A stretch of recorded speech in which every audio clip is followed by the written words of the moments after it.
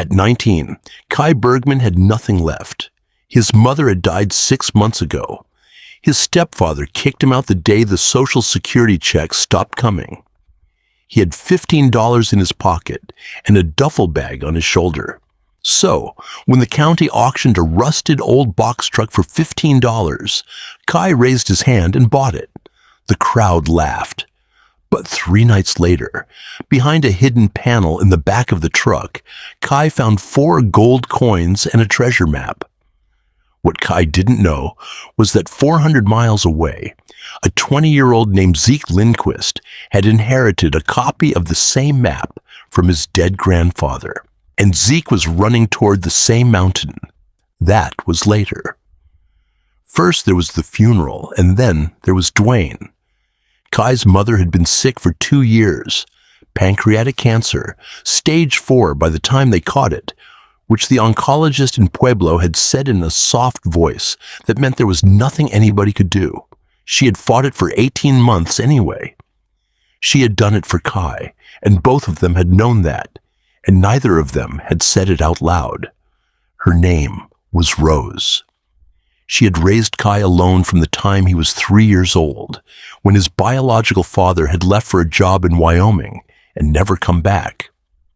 Rose had worked 2 jobs: nurse's aide at the hospital during the day, cashier at the truck stop 3 nights a week, and she had raised Kai in a small rental house on the edge of a town called Ridgeway, 60 miles west of Pueblo, in the foothills, where the plains started to climb up into the mountains.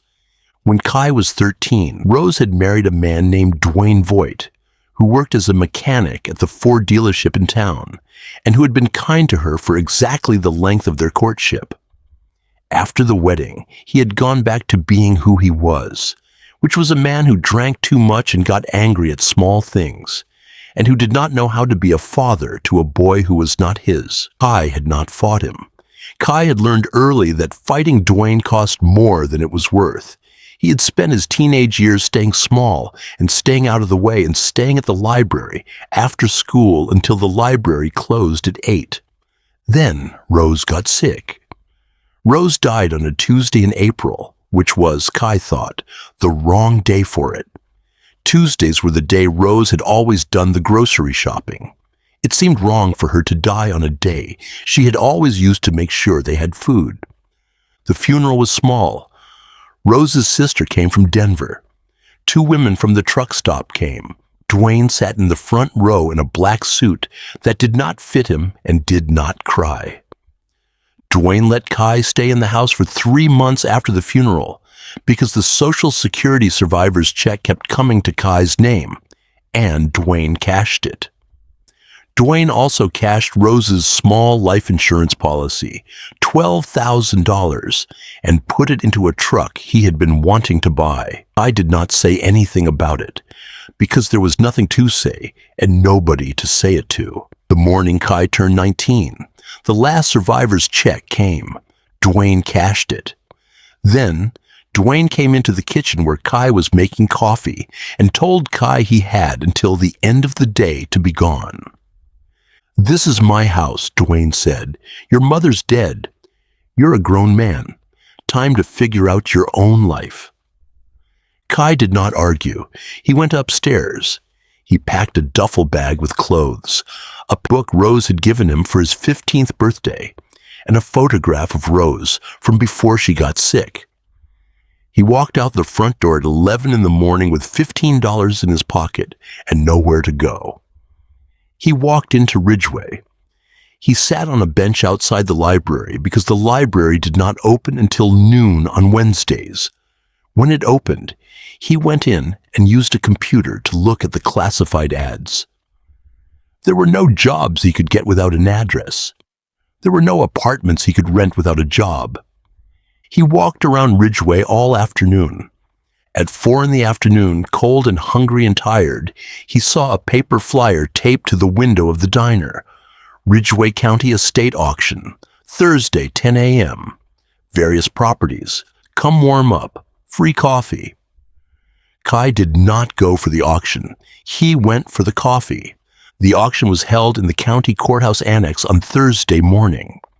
The room was warm, which was the first warm room Kai had been in since the library closed the night before. He got a paper cup of coffee from a folding table by the door and sat in the back row and drank it as slowly as he could to make it last. The auctioneer worked through the lots: a trailer with a broken axle, a snowmobile, a shed, a pickup with a blown engine. Then the auctioneer said, "Lot 15, 1978 International Harvester Lodestar box truck, 16 feet, diesel, been sitting at the county impound for 8 years. Condition poor, contents included. We'll open at $15. Nobody moved. Kai looked down at the $15 in his hand. 3 fives, one of them soft with use. It was every dollar he had in the world. He thought about the shelter in Pueblo, which was 90 minutes away, and which he could not get to without a bus ticket he could not afford. He thought about the sub-freezing night that was coming, and the porch of the library where he had slept the night before, and the sheriff's deputy who had woken him up at 5 in the morning and told him to move along. He thought about a truck. A truck was a room. A truck had a door that locked. A truck was where he could sleep tonight and every night until he figured out something else. Kai raised his hand. The auctioneer paused. He looked at Kai for a long moment. "I've got $15 from the young man in the back. Do I hear 20? Nobody moved. 15 going once, going twice. Sold. He shook his head as he wrote it down. Kai walked up to the clerk's window and paid in his 3 fives. The clerk was a young woman with reading glasses on a chain. She looked at him for a long moment. Then she took the $15 and slid a small brass key and a paper deed across the counter. "You know where it's parked?" "No, ma'am." "Impound lot on 5th Street. Ask for the manager. Tell him you're the new owner. He'll bring you around." Kai took the key. "Ma'am," he said, "does it run?" "Honey," she said, "for $15 it doesn't run, but if it starts, it's yours." 400 miles away, in a small town called Trinidad on the New Mexico border, Zeke Lindquist was packing a duffel bag of his own. Zeke's grandfather, Silas, had died 15 years before Zeke was born. Zeke had never met him, but he had grown up on Silas's stories anyway, because Zeke's father, Kenneth, had told them over and over during Zeke's childhood. The stories of a Colorado prospector who had spent 40 years chasing the ghost of a Spanish gold shipment, ambushed by the Utes in 1780. Kenneth had told them the way a man tells stories about the strange uncle nobody quite believed, but everybody in the family loved anyway. Silas had been Kenneth's father. Silas had died in 1997. Kenneth had been 34. Zeke had been minus 15 years old. Kenneth had passed the stories down to Zeke and to Zeke's older brother Marcus, and both of them had listened the way boys listen to fairy tales, half believing, half not caring whether it was true. Silas had been a character to them, a wild grandfather they had never met, a prospector who lived in stories and not in the world. Then Kenneth had died of a heart attack 2 years ago at the age of 57. Zeke had been 18. Marcus had been 22. In going through Kenneth's things after the funeral, Zeke and Marcus had found, in the bottom drawer of Kenneth's desk, a folded photocopy of a hand-drawn treasure map. The map was old. Zeke could tell that even through the copy. Somebody had drawn it in ink on oilskin decades ago, and Kenneth had photocopied it at some point in the 80s. The photocopy was faded and creased from being unfolded and refolded many times. Marcus had laughed when they found it. "Grandpa's map," he had said. "Dad kept the map." "Of course he did." Zeke had smiled. He had put the photocopy back in the drawer. That had been almost 2 years ago. Nothing had happened after that for almost 2 years. Zeke had graduated high school. He had taken a job at a construction company in Trinidad, framing houses. Marcus had worked at his own construction job, a bigger crew in Colorado Springs. Their mother had cried for 6 months and then had gone back to work at the elementary school where she taught 2nd grade. 6 weeks ago, Zeke had come home from work on a Thursday evening and found his brother Marcus dead by suicide in the garage. Marcus had been 23 years old. Zeke had held everything together for 3 days. He had called his mother at school. He had called his younger sister Rowan at college. He had called the funeral home. He had made all of the arrangements that a family makes when the family is temporarily unable to make them itself. Then, 2 weeks after the funeral, his mother had started drinking. Not the way people drink at parties, the way people drink when they have decided they do not want to be in their body anymore. She had started at 10 in the morning and had continued until she passed out on the couch every night. She had missed a week of school, then 2 weeks. Then she had been placed on unpaid leave. Rowan had moved back home from her freshman year of college to help. Rowan was 19 years old and had a boyfriend and a life and a full scholarship. And she had given all of it up to sit in the living room and watch her mother drink herself to death. Zeke had watched all of this. He had held everything together for 2 more months. He had cooked. He had cleaned. He had paid the bills with his construction paycheck. He had driven his mother to a doctor's appointment she had not gone into and had made 3 appointments with a therapist she had refused to see. And then, 6 weeks after Marcus's funeral, Zeke had come home from a job site on a Friday evening and had walked into the kitchen and had seen his mother's face, and he had understood, in a way he had not understood before, that he was watching another one of his family die, and that this time he was not going to be able to stop it, and that if he stayed there and watched it, he would not survive it either.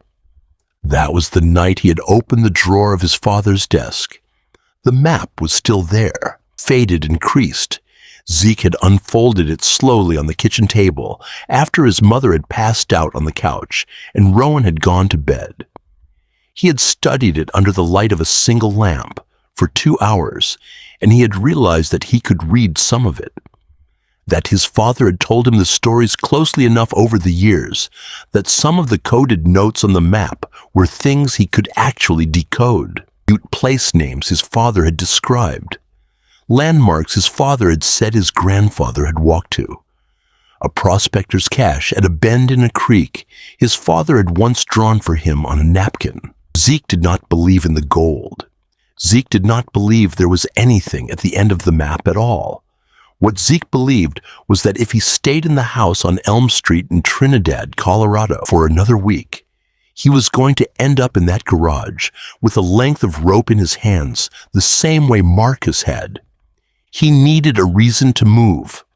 The map was a reason. It was a ridiculous reason. It was his grandfather's ghost of a reason. But it was the only reason he had. He packed a duffel bag that night. He wrote a note for Rowan and left it on the kitchen table. He put the photocopy of the map in his jacket pocket. He left before dawn on a Saturday morning. He drove north out of Trinidad on Y-25 toward the Sangre de Cristo Mountains, and he had no plan and no idea what he was actually doing. And he was, for the first time in 3 months, breathing. I spent his first 3 nights in the box truck learning what it was. The truck was in worse shape than the auctioneer had suggested, and better shape than Kai had feared. The manager at the impound lot had let Kai jump-start it off his own truck, and to everyone's surprise, the diesel engine had turned over and had actually run, roughly and with a knock somewhere in the block that Kai knew from listening to Dwayne over the years meant a problem he would need to deal with eventually.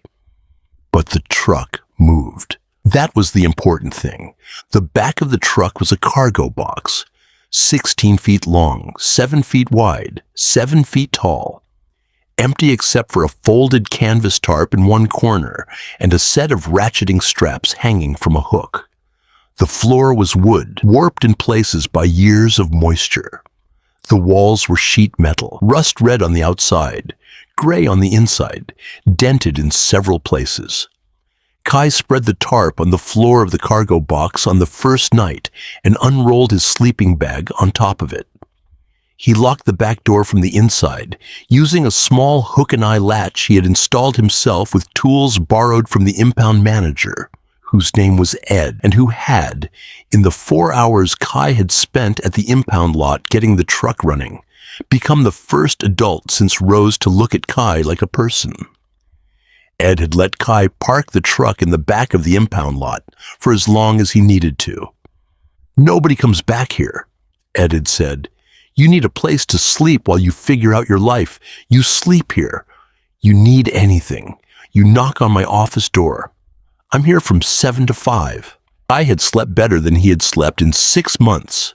The second morning, Kai walked into town and applied for jobs at 4 places: a gas station, a hardware store, a grocery store, a restaurant. 2 of them told him no on the spot because he did not have a permanent address. 1 of them said they would call him if anything opened up. The grocery store told him to come back Monday, and they might have some part-time hours stocking shelves. He walked back to the truck. On the 3rd night, Kai was arranging his sleeping bag on the wooden floor of the cargo box when his hand caught on something unusual. There was a small raised edge in the floor near the front wall of the cargo box, where the wood met the metal panel that separated the cargo box from the driver's cab. Kai had not noticed it the first 2 nights because his sleeping bag had covered it. He moved the sleeping bag aside. He crouched down and looked at the floor. There was a rectangle in the wood, about 2 feet by 3 feet, that was slightly different from the wood around it. Newer or older. Kai could not tell in the dim light of the small battery lantern Ed had lent him, but the rectangle was there, and the edges of it were the raised seams of a hatch. Kai went outside and got a screwdriver from the small toolbox that had come with the truck. He worked the tip of the screwdriver into the seam of the rectangle and levered. The wood was old and warped and gave grudgingly, but it gave. A section of the floor lifted, hinged along one side, and Kai understood that he was looking at the hatch of a small hidden compartment. He lifted the hatch all the way open. Inside the compartment, which was maybe 8 inches deep and 2 feet by 3 feet across, sat 2 things. The first was a small metal box, painted matte green, about the size of a shoebox. The second was a leather-bound journal, thick and dark, tied closed with a strip of leather cord. Kai took them both out. He set them on the floor of the cargo box beside him. He sat down cross-legged in front of them, under the light of the battery lantern. He opened the metal box first. Inside, wrapped in a piece of soft cloth, were 4 gold coins. They were old. They were not the shiny yellow of modern gold. They were duller, weathered, the color of old brass under low light, and they were heavier than they looked when Kai picked one up and held it between his fingers. They were stamped with a design he did not recognize. A crown, a castle, letters he could not read. Beneath the coins in the metal box was a folded piece of oilskin, yellowed and creased and stiff with age. Kai unfolded the oilskin carefully. Slowly, it cracked in one place along an old fold. He spread it flat on the floor of the cargo box. It was a map. The map was hand-drawn in dark ink on the oilskin, and it showed a section of mountains in what Kai recognized as the San Juan Range in southwestern Colorado. There was a river. There was a series of peaks. There was a trail marked in a lighter ink, curving up through a valley and around a ridge. There were 6 numbered waypoints along the trail. And at the 6th waypoint, in the same dark ink as the trail, there was a small drawing of a cave and, underneath it, a single word in careful lettering: gold. Kai sat looking at the map for a long time. He opened the leather journal next. The first page had been written in the same neat slanted hand as the map. The date at the top was April 3rd, 1957. The entry read, "I have found it. After 9 years of searching, I have found the cave. I have not gone in yet. I am writing this in my truck at the trailhead. Tomorrow I will go in. If I do not come back, whoever finds this journal should know the gold is real." The Utes ambushed the Spanish shipment in the summer of 1780 in the pass above the river. 16 mules, roughly 9 tons of gold bars and coin. The Utes hid it. Some of them died in the fight. The rest scattered. Nobody who knew where it was ever came back. I know because I have spent 9 years reading everything ever written about the ambush and walking every mile of the pass. The cave in this drawing is where it is. If I do not come back, please do the right thing with this. My name is Silas Lindquist. I live at 412 Elm Street in Trinidad, Colorado. Kai read the entry twice. He looked at the map again. The truck he had bought for $15 had once belonged to a man named Silas Lindquist, who had, in April of 1957, found a cave containing 9 tons of Spanish gold in the San Juan Mountains. Kai kept reading. The journal went on for years. Silas had made the trip to the cave and had come back. He had not brought the gold out. The journal explained why. Silas had gone into the cave alone in April of 1957 and had seen the gold, 68 sealed wooden crates stacked in the back of the cave, most of them still intact, and had understood 2 things at once. The first was that he did not have any way to get the gold out of the mountains alone. The second was that the moment he told anyone about it, he would lose it, so Silas had sealed the cave from the outside. He had blocked the entrance with rock and brush. He had walked out of the mountains and gone home. He had come back to the cave once a year for the next 40 years to check on it, always alone, always in September when the snow was gone, but the summer tourists had cleared out. He had taken small amounts of gold out at a time, a handful of coins a year, enough to fund his own modest life and to leave something for his son. He had never told anyone, not his wife, not his son. He had died in 1997 without ever revealing where the cave was. He had left the truck to his son Kenneth with instructions to sell it. Kenneth had never sold it. Kenneth had put it in impound after his father's death and forgotten about it. Kenneth had died 2 years ago. Kai had bought it at auction. Kai read the last entry, dated August 1996, 7 months before Silas died. It was 3 sentences long. I am too old to make the trip again. I have left the map for whoever comes next. I hope it is somebody who deserves it. Kai sat in the back of the truck for a long time. He was 19 years old. He was homeless. He had 3 fives worth of gold coins in his hand and a map to a cave containing 9 tons of Spanish gold in the Colorado mountains, and he did not know the first thing about how to get to it or what to do with it if he did. Then he thought about Rose. Rose had died on a Tuesday in April in a house that was not hers. Rose had left this world with nothing. Rose had spent her whole life working 2 jobs and raising a son alone and never once complaining about it.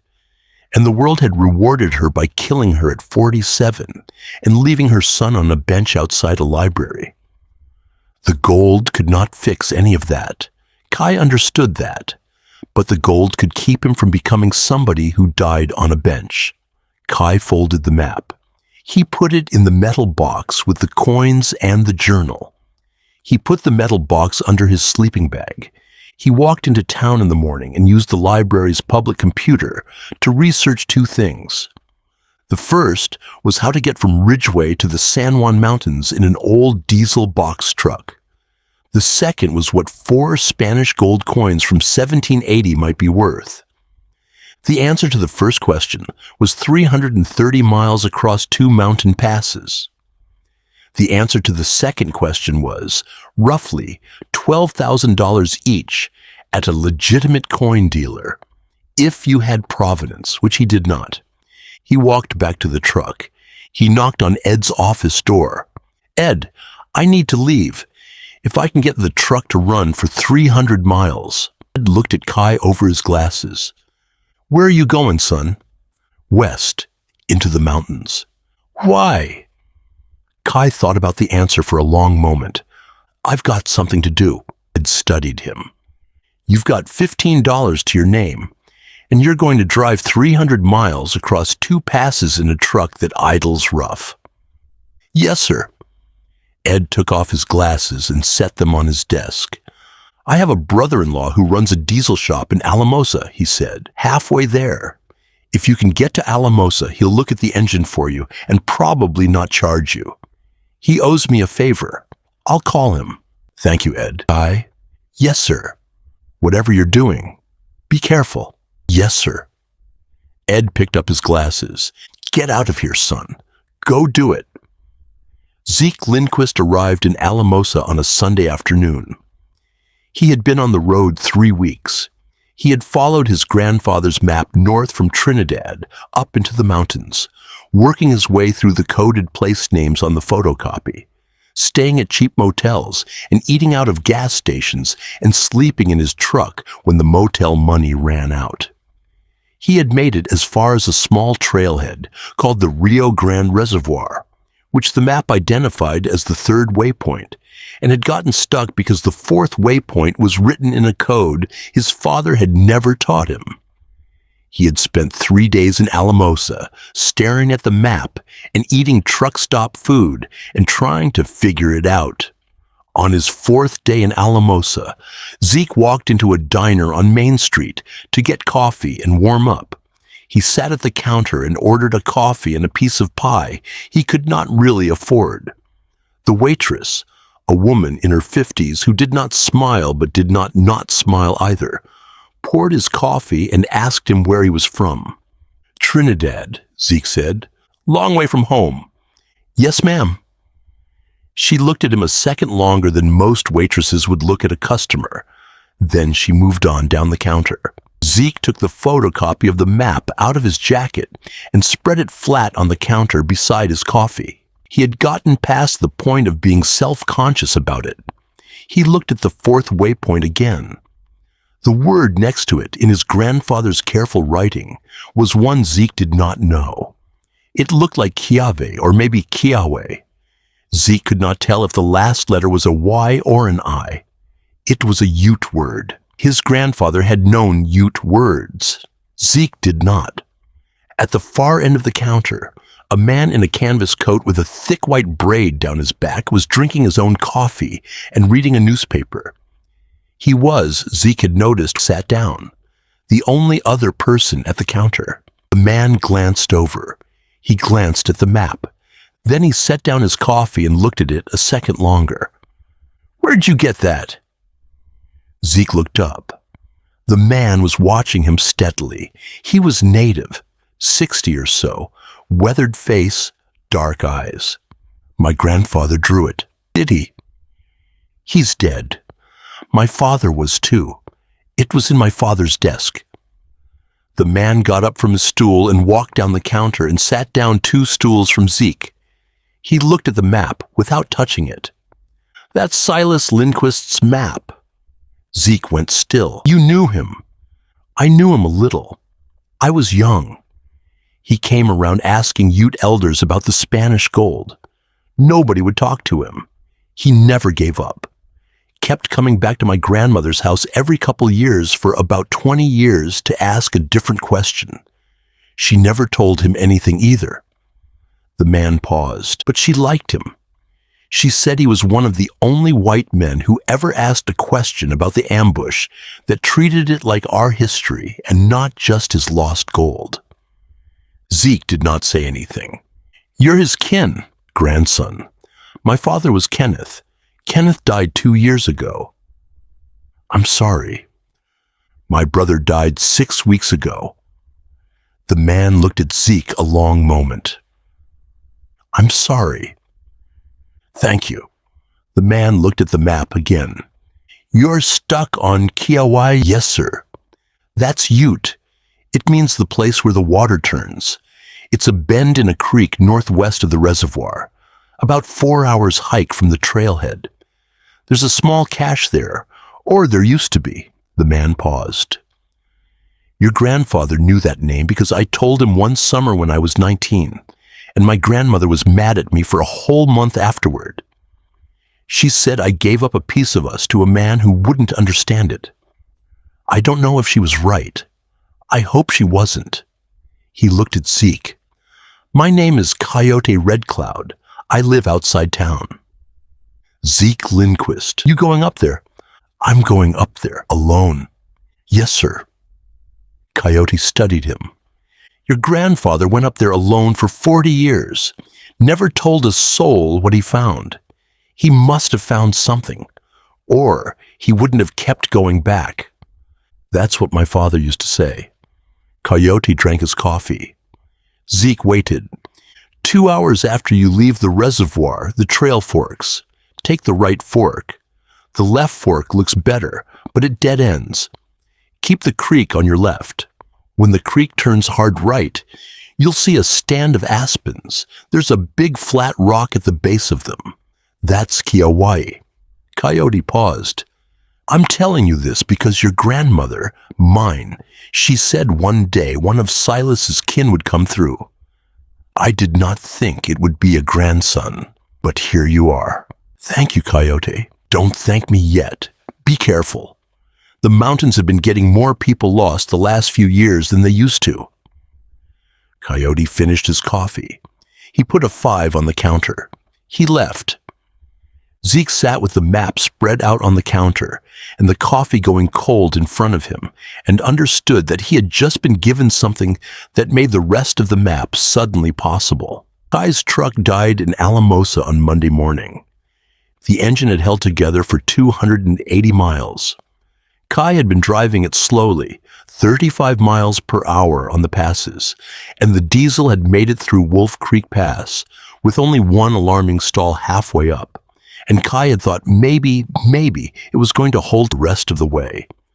But when he pulled into the parking lot of Ed's brother-in-law's diesel shop in Alamosa, the engine coughed twice and died and would not restart. Ed's brother-in-law was a stocky man in his 60s named Dale, who looked at the truck for 10 minutes and then looked at Kai for a long moment and then said, Son, you got about $180 of work here, which I'm going to do for free, because my brother-in-law does not call me for favors very often, and when he does, I know he means it. But you're going to have to wait until Wednesday. I've got 2 jobs in front of you. Yes, sir. Where are you sleeping? In the truck. Well, if you promise not to make a mess of my lot, you can sleep in the truck out back. There's a bathroom in the shop. Don't tell anybody I let you. Thank you, sir. Kai spent Monday afternoon walking the small downtown of Alamosa. He was hungry. His last $3 were gone. He walked into a small diner on Main Street just to sit down. He sat at a booth and asked for a glass of water. He was looking down at the water glass, trying to work out how he was going to eat that night, when a young man at the counter caught his eye. The young man was maybe his own age, or a little older. Tall, lean brown hair that needed cutting, road-tired. He had a photocopy of something spread out on the counter in front of him, and he was studying it intently. Kai looked at the paper. It was a treasure map. It was, from 20 feet away, the same treasure map that was folded up in a metal box under Kai's sleeping bag in the truck out at Dale's diesel shop. Kai's hand went cold around the water glass. He watched Zeke Lindquist fold up the map and put it in his jacket pocket. He watched Zeke pay for his coffee. He watched Zeke walk out of the diner. Kai left his water on the table and followed him. They met at Kauai 4 days later. Zeke was there first. He had spent Monday afternoon at the trailhead, buying a cheap hiking pack and enough food for 4 days at a general store on the edge of Alamosa, and he had started walking Tuesday morning. He had followed Coyote's directions exactly. Right fork, creek on the left. When the creek turned hard, right. The flat rock, the stand of aspens. He had reached Kauai Wednesday afternoon. He had found the small cache his grandfather had marked, a metal tin buried under the flat rock, containing exactly 1 gold Spanish coin and a small waterproof pouch of tobacco that his grandfather had presumably left as an offering to his own memory of the place. Zeke had held the coin in his palm for a long time. The coin was real, which meant the story was real, which meant for the first time in the 3 weeks since he had left Trinidad, Zeke understood that he was not on a fool's errand. His grandfather had actually found something. Zeke had pocketed the coin and rebrewed the tobacco pouch. He had made camp in the aspens. He had sat by his small fire that night and had cried for the first time since Marcus died, without knowing exactly why. Kai came into the aspens Thursday afternoon. Kai had followed Zeke's truck out of Alamosa on Tuesday morning, after Dale had gotten Kai's engine running 1 day early. Kai had stayed a mile back on the highway, then a half-mile back on the county road, then had watched from a distance as Zeke had parked at the trailhead and shouldered a pack and disappeared up the trail. Kai had waited 2 hours. Then he had gone into the same general store, spent the last of the money Ed had slipped into his hand at the impound lot on food and a used pack, and had started up the trail after him. He had not caught up. Zeke had a 2-hour head start and a fresh pack. Kai had a heavy metal box in his pack that he refused to leave behind. Kai came into the stand of aspens at Kauai at 4 in the afternoon on Thursday. Zeke's small camp was still there. Zeke was gone. Kai took out his own map. His was the original oilskin, marked with dark ink. He looked at waypoint 4. He looked at the flat rock. He looked at the stand of aspens. He had found the same place Zeke had. Behind him, a voice said, "Put your hands where I can see them, slowly." Zeke had come back from a walk in the woods and had seen Kai at his camp. Zeke had a hunting knife. He had never held a hunting knife toward another person in his life. His hand was shaking. He held it toward Kai anyway. Kai turned around slowly with his hands out. "I'm not stealing anything. I have my own map." "You have what?" "I have my own map from your grandfather." Zeke was quiet a long moment. "My grandfather's dead." "I know. I bought his truck." Zeke lowered the knife an inch. "What?" "I bought his truck 2 weeks ago at a county auction in Ridgeway. I found a hidden compartment in the floor. There were 4 gold coins in it, and a journal, and a map." Zeke looked at Kai. He was still holding the knife, but he had lowered it further. Kai could see up close that Zeke was maybe a year older than he was, and that Zeke had not slept well in a long time, and that Zeke had been crying at some point in the last 24 hours. "Show me," Zeke said. Kai took off his pack. He opened it. He took out the metal box. He opened the box and took out the oilskin map and laid it on the flat rock beside Zeke's tent. Zeke took the photocopy out of his jacket. He unfolded it and laid it beside the oilskin. They were the same map. Zeke sat down slowly on the rock.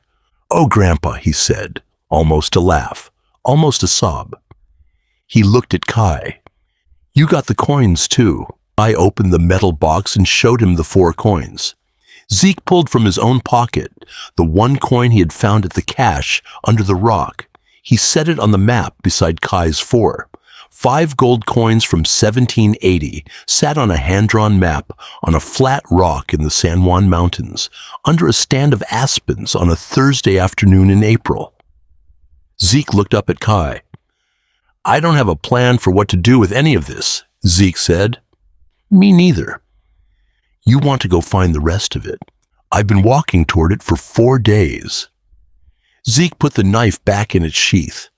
"I've got 2 days of food. What do you have?" 2 days of food and about 10 pounds of stuff I probably don't need to be carrying anymore. Sit down. Let's figure this out. Kai sat down. They ate together at Zeke's fire that night. Zeke had oatmeal packets and jerky. Kai had crackers and canned soup and a can opener. They pooled everything and split it evenly. They did not tell each other their stories the first night. Neither of them was ready. They talked about the map instead, about the 2 remaining waypoints and what the coded notes might mean. Zeke told Kai what Coyote had told him. Kai told Zeke about the journal. They agreed to travel together the next morning. They spent the next 4 days on the map.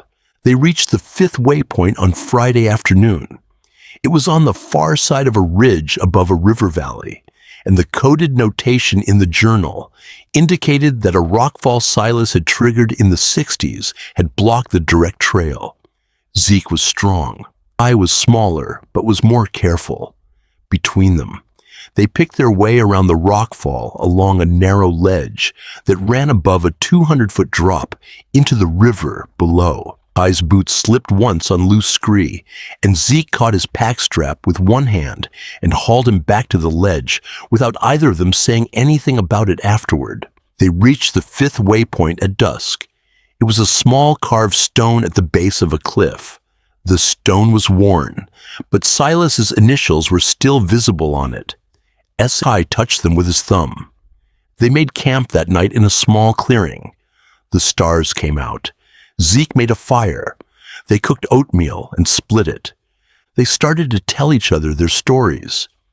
Kai told Zeke about Rose, about the cancer and the Tuesdays and Dwayne and the $15 and the bench outside the library. He told it flat, without performance, because that was the only way he could say it out loud. When he was done, Zeke did not say anything for a long time. Then Zeke put more wood on the fire. Zeke told Kai about Kenneth and about his mother and about Marcus. He told about coming home on a Thursday evening and about the garage and about what he had found there. He told about his mother drinking and about Rowan giving up college and about walking away from all of it at 3 o'clock on a Saturday morning 6 weeks ago. He told it flat too.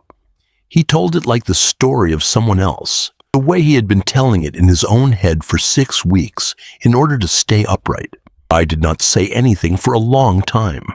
Then Kai said, "I'm sorry about your brother. I'm sorry about your mother." They sat at the fire without saying anything else for a long time. And in the way of 2 young men who have both lost too much and have found somebody who has lost about the same amount, they became something to each other in that clearing at the base of a cliff in the San Juan Mountains that neither of them had a word for yet. If you have made it this far into Kai and Zeke's story, hit subscribe, because what happens next is the part I've been waiting to tell you. Because on Sunday afternoon, on the trail between the 5th waypoint and the 6th, at a spot where the trail ran high along the shoulder of a cliff above a fast river swollen with spring melt, Kai's foot came down on a loose piece of shale, and the shale broke free, and Kai went with it. Zeke was 6 feet ahead of him. Zeke turned and saw Kai fall. Zeke lunged and caught nothing but air. He watched Kai drop, arms wheeling, 40 feet down the cliff face to the river. He watched Kai hit the water. He watched the current catch Kai and pull him downstream around a bend of rock and out of sight in less than 4 seconds. Zeke screamed Kai's name. The river did not answer. Zeke ran along the cliff for a mile before he could find a place to climb down. He worked his way along the bank of the river for 2 hours calling Kai's name. He found nothing. No body, no pack, no sign of anything. The river was moving fast enough to have carried Kai a mile downstream in the time it had taken Zeke to reach the water. Zeke sat on a rock at the river's edge as the light went out of the sky. He was alone in a mountain range with a treasure map and a dead friend and no plan. He did not know what else to do, so he did what Kai would have done if it had been the other way around. He kept going. He climbed back up to the trail in the morning. He hiked out from the 5th waypoint to the 6th. He reached the entrance to the final valley on Monday afternoon. He carried Kai's pack with him. He had not been able to bring himself to leave it. Kai did not die. Kai hit the water hard, but he hit it feet first. He went under. He came up. He got a lungful of air and got pulled under again and got slammed against a submerged rock hard enough to crack 2 ribs. He came up again.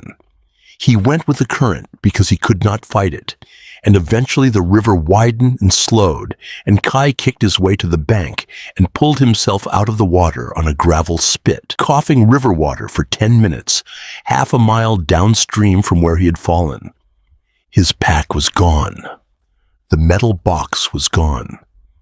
The 4 gold coins that had been his one solid piece of proof that any of this was real were at the bottom of a Colorado river, running west toward the Pacific. Kai lay on the gravel until he stopped shaking.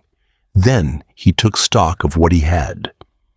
He had a wet map in the button pocket inside his jacket, folded small, a photocopy he had made of Silas's oilskin at the Alamosa Library on Monday before he had started the hike. That was all. Everything else was gone. Kai looked up at the cliff he had fallen from. He could not see the top from the river. He could not see the trail. He did not know if Zeke had seen him fall. He did not know if Zeke was still up there or had come down. He called Zeke's name. Only the river answered. Kai spent Sunday night sheltered in a small overhang above the gravel bank, wet, cold, cracked ribsore, and alone. He did not sleep.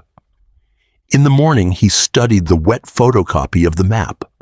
From where he was on the river, he could see, up ahead, the beginning of the valley marked as the entrance to the 6th waypoint. The river ran through the valley. If Kai stayed on the river, he would reach the 6th waypoint faster than Zeke would from the trail. 2 days faster, maybe. He did not go looking for Zeke because he did not know which way Zeke had gone. He kept walking downriver. He followed the map. He reached the final valley on Monday afternoon at 3 in the afternoon. The cave was where Silas had drawn it, behind a waterfall on the north face of a cliff at the head of the valley. Kai had to climb up onto a slick ledge and edge behind the fall of water, soaked all over again, ribs screaming, and slip through a gap the size of a doorway into the darkness beyond. Kai stood in the cave and lit the small waterproof lighter he had been carrying in the same button pocket as the map. The light caught first on a wall of stacked wooden crates, 68 of them, just as Silas had written. Some had rotted through, spilling their contents onto the cave floor. Kai walked forward slowly, his lighter held out. The crates that had opened had spilled gold, coins, bars, small carved figures. 68 crates, 9 tons of gold, in a cave behind a waterfall, at the head of a valley in the San Juan Mountains, where Silas Lindquist had left it in April of 1957, and where nobody but the 2 young men who had chased his map 2,000 miles across 3 weeks had ever come to see it. Kai sat down on the cave floor and cried for a long time. Then he stood up. He found a small canvas mining bag that was leaning against a wall of the cave, itself decades old. He shook out the dust. He began to fill it with gold coins from one of the rotted crates. He was not doing this because he had decided to steal from Zeke. He was doing it because he had been alive for 1 full day, past the point he had expected to survive, and he did not know if he would survive tomorrow either. And the gold was going to belong to somebody, and he was here. He filled the bag. It was heavy. He estimated later that he had put maybe 50 coins in it. He turned to walk out.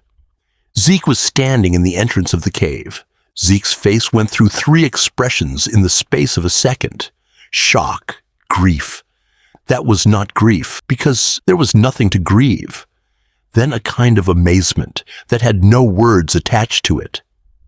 Kai, Zeke, you're alive. I fell into the river. I got out downstream. I looked for you for 2 hours. I thought, I know, I'm sorry. I don't know what I should have done. I just kept going. You reached the cave first, by half a day maybe. They stood 10 feet apart in the entrance of a cave that held 9 tons of Spanish gold, and neither of them knew what to say. Zeke looked past Kai at the crates. It's real. It's real. Then the cave shifted. It was a low grinding sound in the rock above them, followed by a shudder that ran through the floor and up into their bones. Both of them looked up. A trickle of dust drifted down through the beam of Kai's lighter. Then the ceiling of the cave, at the back where the crates were stacked, gave way. It came down in 3 seconds, fast enough that neither of them had time to shout. A section of the roof 20 feet across collapsed inward with a boom that echoed off the water outside. And it took the back wall of the cave with it. And it took 40 of the 68 crates with it. And it took Zeke, who had been standing between Kai and the entrance, and who had turned to look at the ceiling, and had been struck in the shoulder by a boulder the size of a truck tire that had rolled him sideways and pinned his right leg under a piece of the fallen wall. Kai was closer to the entrance. Kai was still on his feet, holding the bag of gold. Kai looked at Zeke. Zeke was conscious. Zeke was trying to move his leg and was screaming with the effort. The rest of the roof was still coming down in pieces. Kai had maybe 30 seconds before another section fell. Kai looked at the entrance behind him. He could see the water of the waterfall through it. Sunlight past that. 10 steps, and he was out. Kai looked at the bag of gold in his hand. 50 coins, enough to change his life. Kai looked at Zeke. Then Kai dropped the bag. He went back into the cave. He got to Zeke. He put his shoulder under the piece of wall that was pinning Zeke's leg. It weighed more than Kai weighed. Zeke was screaming at him to leave, to get out. The roof was coming down. Run. Kai listened. Kai levered the weight with his shoulder against a broken support timber that was hanging from what was left of the ceiling. And for a long moment, nothing happened. And then the weight lifted enough for Zeke to drag his leg out from under it. Zeke rolled clear. Kai got him up. Zeke's leg was broken, badly. Kai got one of Zeke's arms over his shoulder and half carried, half dragged him toward the entrance as another piece of ceiling came down behind them where they had been standing. They fell through the waterfall together and landed on the ledge on the other side. The cave collapsed fully behind them 30 seconds later. Dust and water and pieces of rock blew out through the waterfall in a plume, and then it stopped, and there was nothing behind the waterfall anymore except a wall of packed stone where a cave had been. 9 tons of Spanish gold was sealed in the mountain, at the head of a valley in the San Juans, forever. Kai and Zeke lay on the ledge, breathing hard. They lay there for a long time. Kai's ribs were on fire. Zeke's leg was broken, and what Kai could see, even without moving him, was at least 2 places. Neither of them could walk out of the mountains on their own. They lay there for another few minutes. Then Zeke started laughing.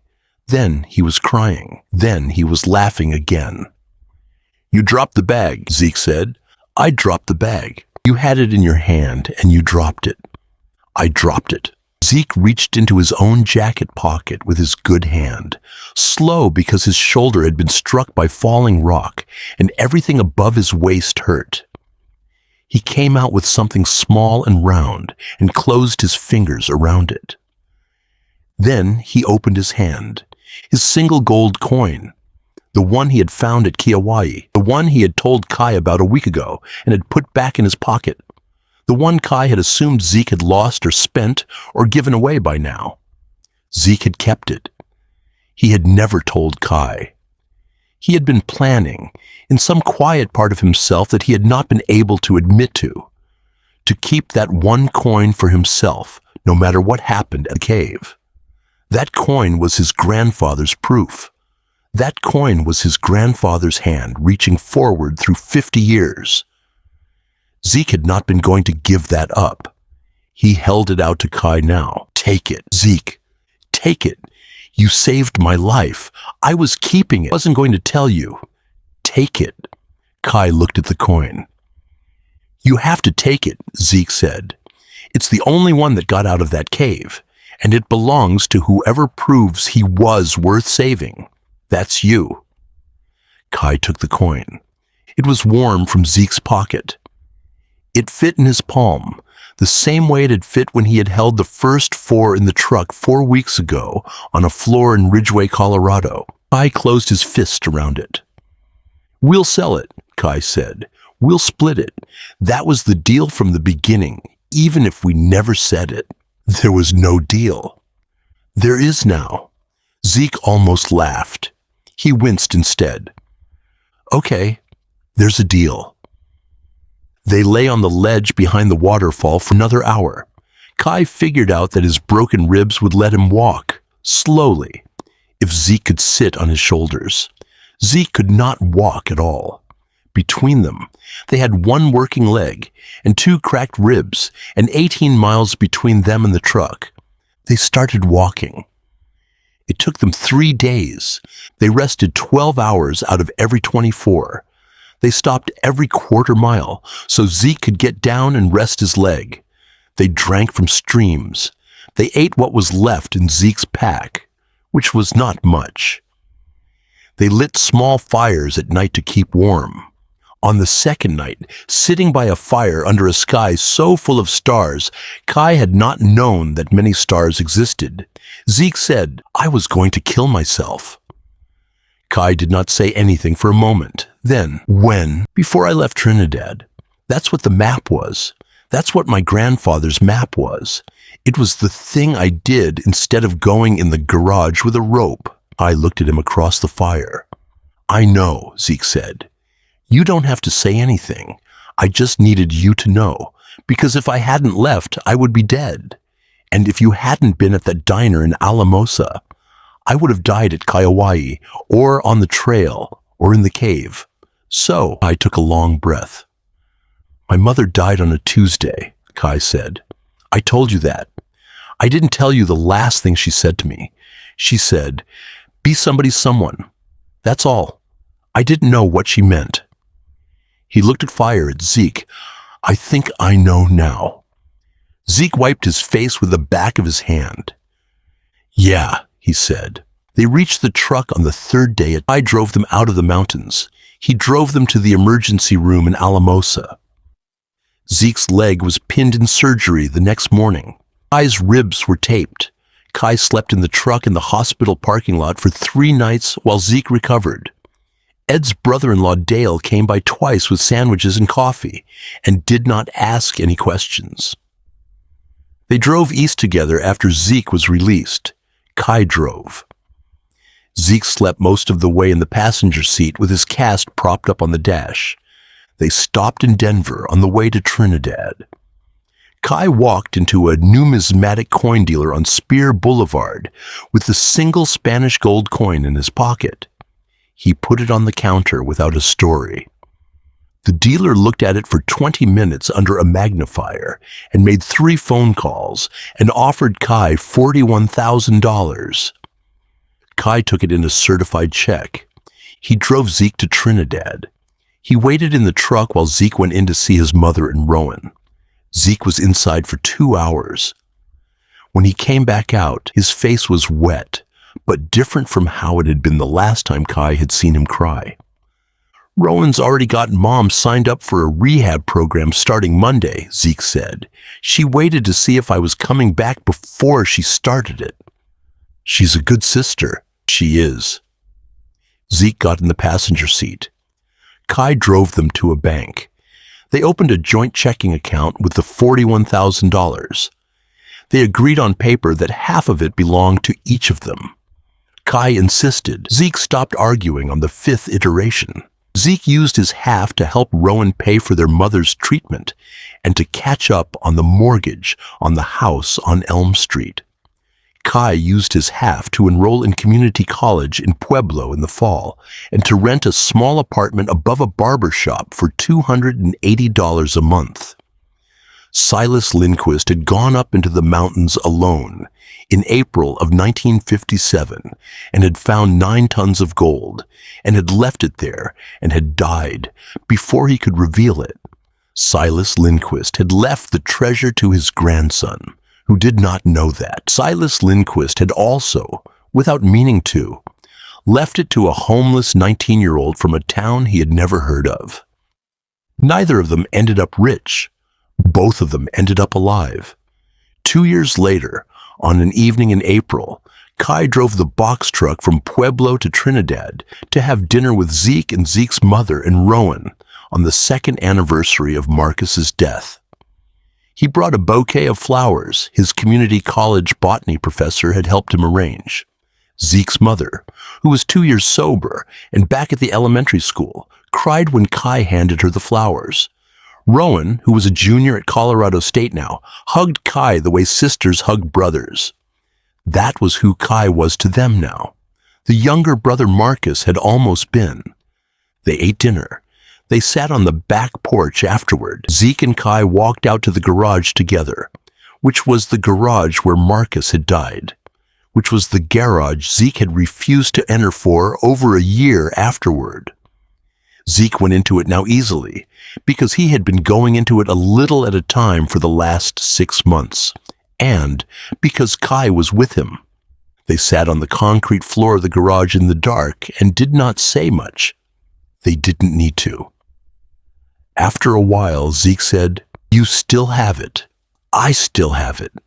Kai reached into his shirt and pulled out the small silver chain he had been wearing for 2 years. On the chain was half of a coin, cut clean down the middle by a jeweler in Pueblo who had asked no questions. Zeke reached into his own shirt and pulled out the other half. They held them up in the dark of the garage. They fit. Silas Lindquist had spent 40 years chasing a treasure and had left 1 gold coin to his grandson. His grandson had given the coin to a boy his grandfather had never met. That boy had given half of it back. 2 young men, both of whom had lost more than a person should lose by the age of 20, had walked into the mountains chasing something bright and had walked out with something better. They put the halves of the coin back inside their shirts. They sat in the dark for a while longer. "You want to head back inside," Zeke said, "in a minute." They stayed a little longer. Then they went back inside together to a house full of the people who were left.